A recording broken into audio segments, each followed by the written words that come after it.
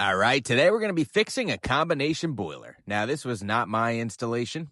I've heard a couple of guys use the excuse, well, if we didn't install it, we don't fix it. That's a pretty good cop-out to get out of these things. And this guy just recently had somebody else out here who then had to call an expert, who then had to call a salesman who quoted him $30,000 for a new boiler.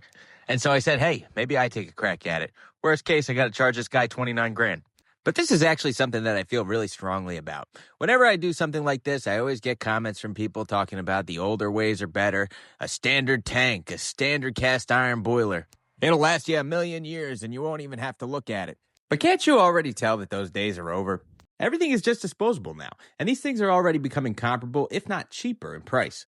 The only people getting screwed are the ones who put them in 10 years ago. It's like everybody who bought a big screen TV in the early 2000s. Cost you 10 grand. You might still have it, but it doesn't have Netflix.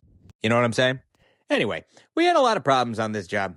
Initially, it was a pressure issue. Now, if you don't know this, these types of high-efficiency boilers require a certain amount of pressure inside them to operate.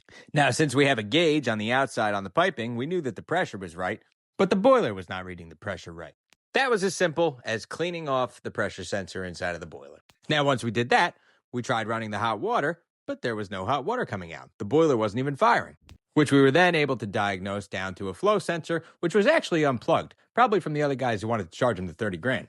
Now, after we got the thing to fire, we turned it on, and it started turning cherry red on the front of the heat exchanger. It was overfiring.